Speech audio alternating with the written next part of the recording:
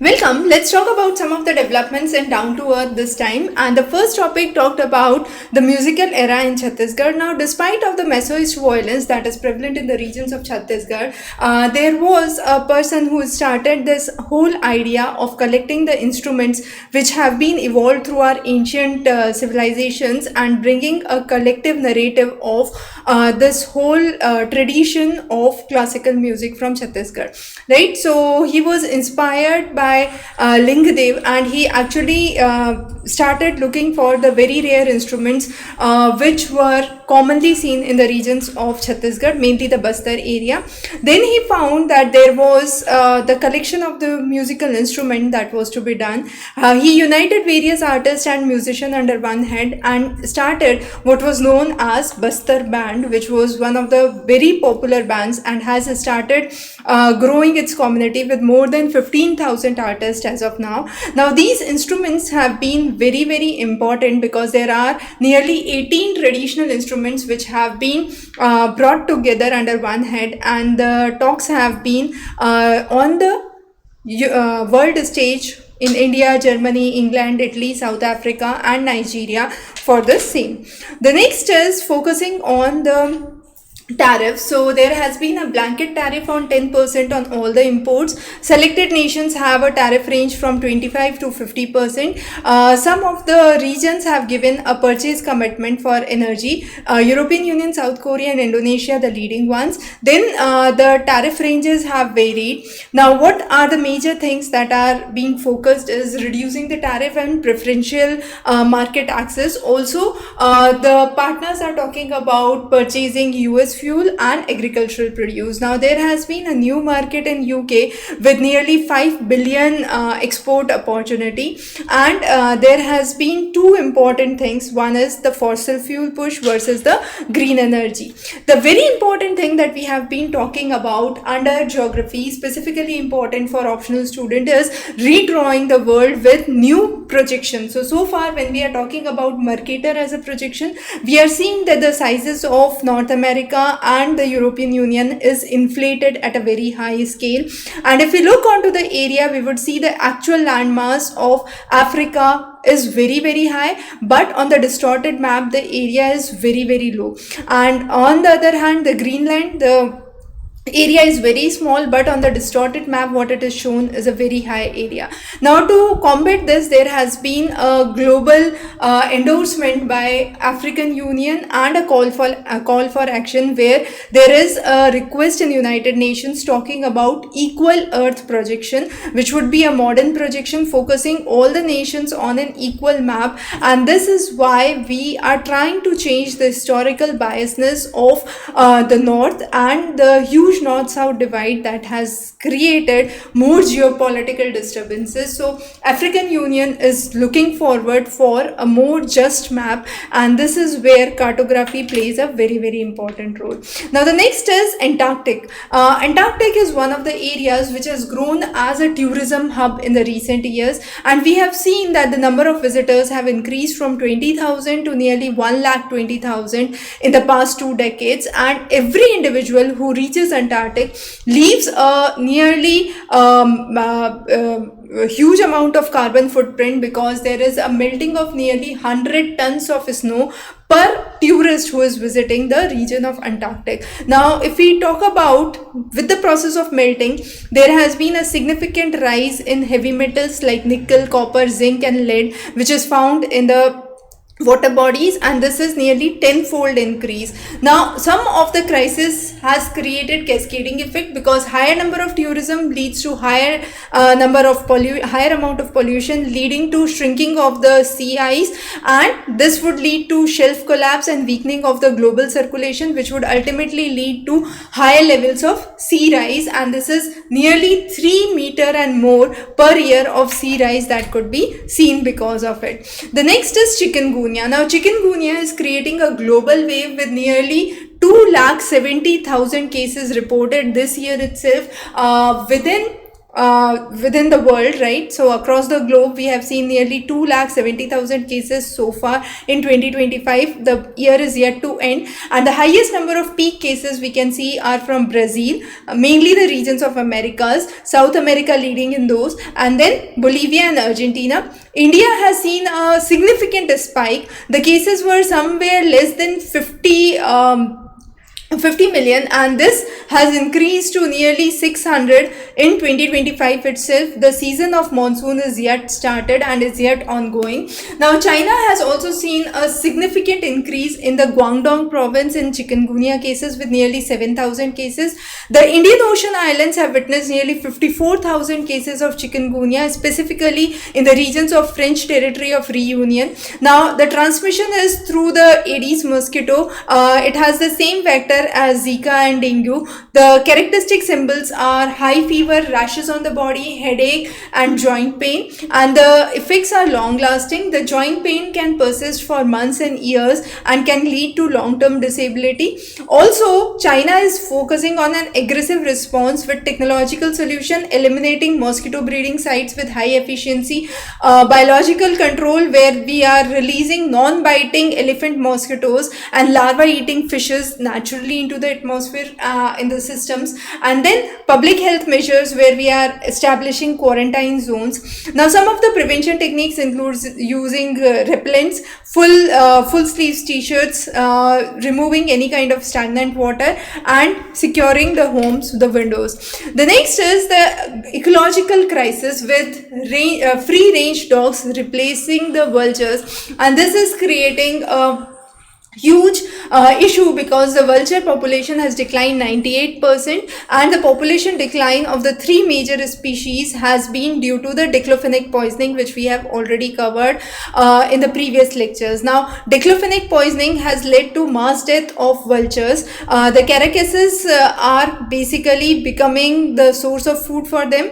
Now dog population has been exploding because the vulture population has been declining, and worldwide we have seen higher number of wildlife attacks, disease spread and human infection risk. Now with higher number of dogs into existence, which is because of the declining vulture population, we have seen that there are new scavengers which need to be brought into, because as we could see, there has been a sharp gap in the graph line that has been seen here between dogs and vultures. And then when vultures can access the carcass, they are constantly they get a constant harassment from dogs, which reduce their feeding time, and this actually creates a significant impact on their survival, right? So feeding time is lost due to interference, and then there is effective feeding time which has increased. So annual dog population has gone up by nearly 11% globally, and there has been a significant threat. Now as you can see the IUCN picture here, the species which are attacked by dog have increased significantly, and even in the tiger reserves with dog presence, the reserves for dogs have increased significantly. Now all this has led to the spillover of the disease, higher number of rabies cases in human beings, and an estimated nearly 5,700 rabies death has occurred annually in India, with dog bite being one of the major responsible factors. Now the canine distemper virus is another important virus which has seen an outbreak in the Gir forests in India, and this is lethal to other carnivores. The next is Himalayan region. Now we have seen an escalating number of days of disasters which we have seen across the Himalayan belt. The 13 Himalayan states and the union territories are one of the most disturbing ones. The annual fatalities were very high in 2022. It declined somewhat in 23-24, but in 2025 we are seeing again an increasing picture. Now some of the key factors include the climate change drivers, which includes higher warming, higher disturbances and unexpected rainfalls. On the other hand, human activities which include reckless constructions, dams, reservoirs, higher infrastructures are again one of the major factors. Now, in the Mandi itself in Himachal Pradesh this year, we have seen a significant amount of cloud burst and a rainfall nearly 1940% higher, leading to 280 fatalities within the region of Mandi. Now, this case is not restricted to Mandi, it's nearly the north of the whole of North India, where we have seen higher number of fatalities related to disaster. We are talking about a path of resilience with halt and steady, clear mapping, relocating, monitoring, and disaster management in these regions. Now, preparing for a storm and predicting it better is very, very important. With modern forecasting, we can have 3 to 5 days of advance warning as by IMD, and this helps us to cut down the unforeseen threats. Now, some of the major challenges that we see are the monitored catchment areas and the unmonitored. As of the figure, you can see the monitored catchment areas are higher, and among the storms, the cloud burst, we have seen cyclones as one of the major factors as compared to mesoscale storms that have been seen.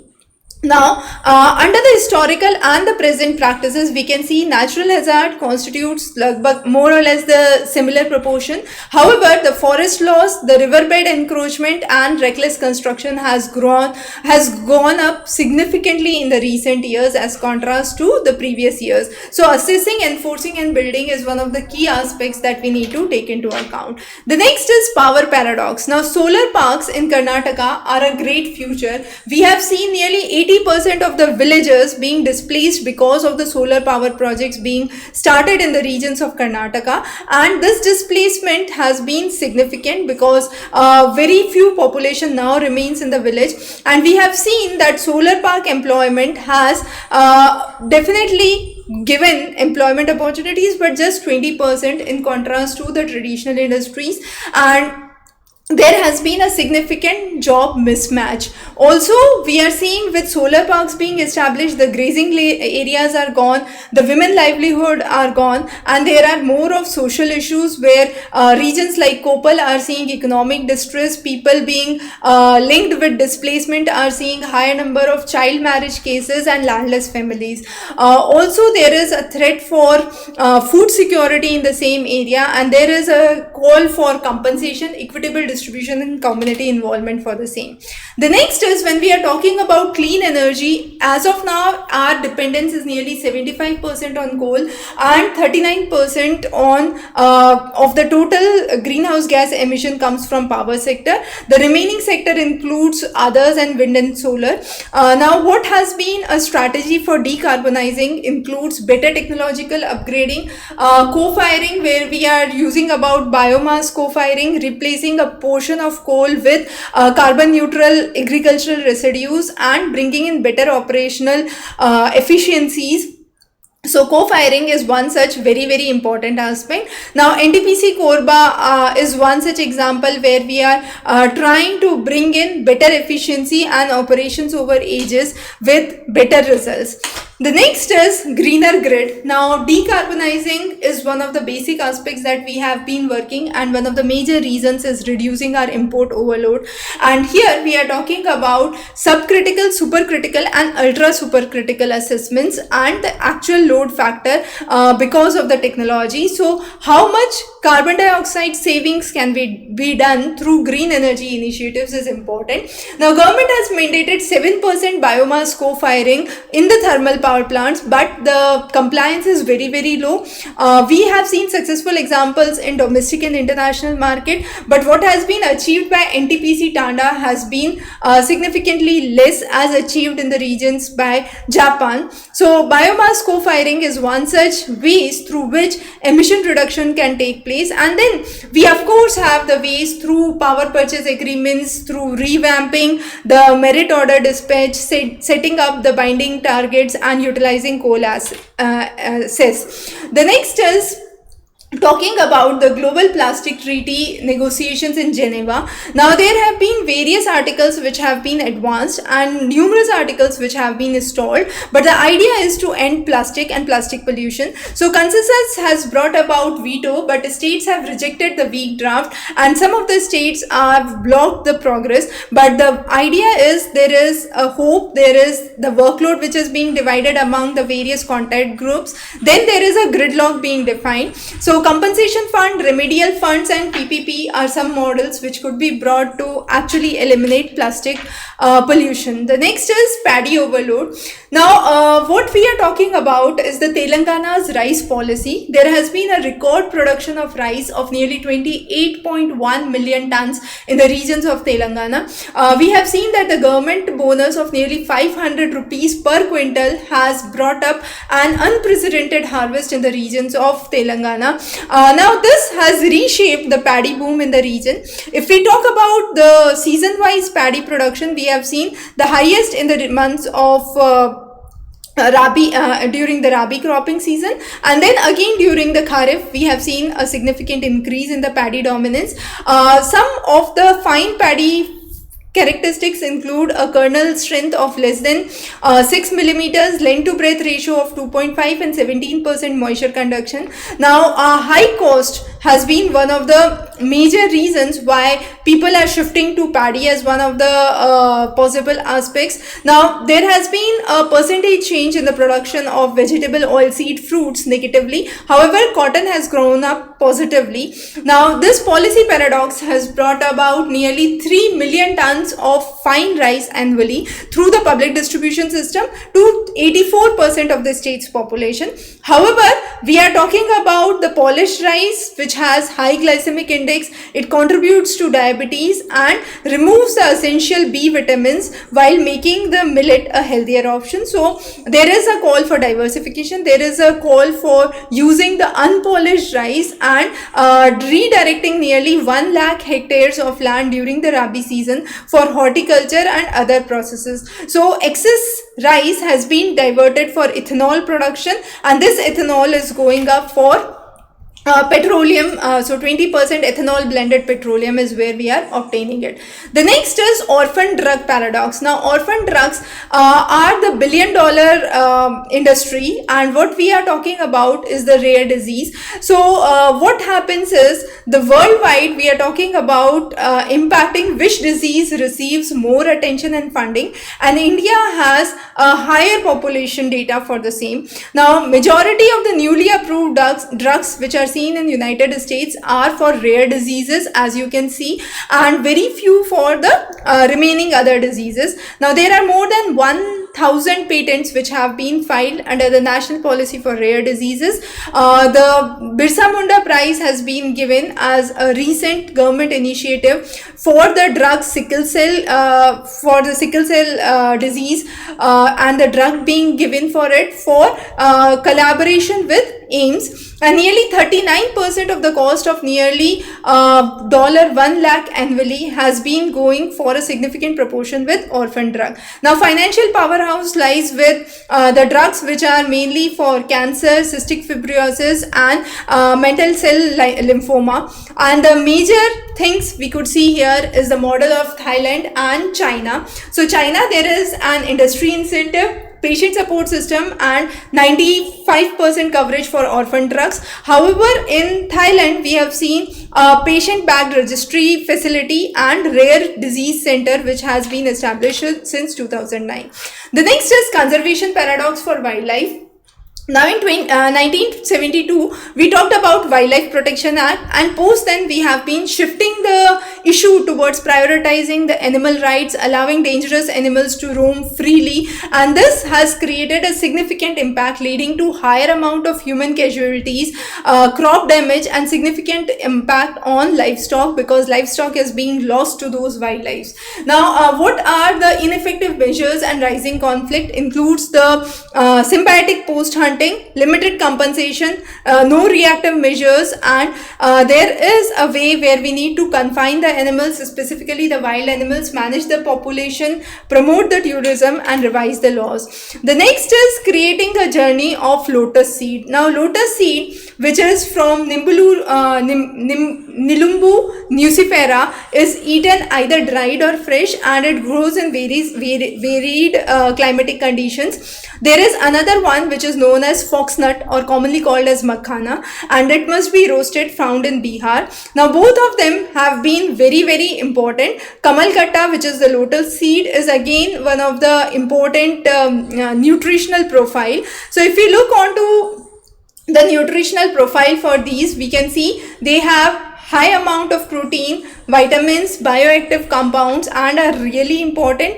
The lotus seeds have been used for salads, for puddings. The stem has been used, and even the petals are used to create fritters. Now, what is the basic aspect of modern food science? We are talking about using them as flour, converting them to starch, which could be an edible film, which could increase the shelf life, and finally as a vegan milk, as an alternative to the milk for use in ice creams or puddings. Now, there has been a risk contamination issue because of the polluted water of the Yamuna and the Ganga river, and then we are also talking about the preservation, where we could preserve this. The next is the species which are born from nature are getting stranger to it, and therefore we talk about the concept of unnatural selection, which is altering our planet. So urbanization is rising, there is higher loss of everyday nature and reduced connection. The decline in the natural forces has been significant. Now, what we are seeing as of now is human-made mass and living biomass has been significantly changing, and this has been creating a huge pressure on the natural selection. So, natural selection was one which was driven by environmental pressure and resource competence. However, human development has led to cultural transmission, science, technology, and more of physical and cognitive capacities being used. So, this has created a whole shift within the process of selection, and therefore has been creating an evolutionary change. So those were some of the important topics that we have discussed in Down to Earth edition this time. In case you have any questions or queries, feel free to post those in the comment section. Of course, the regular sessions on Down to Earth, Yojana and Kurukshetra would be brought regularly. So stay subscribed, stay tuned for more updates. Have a wonderful day.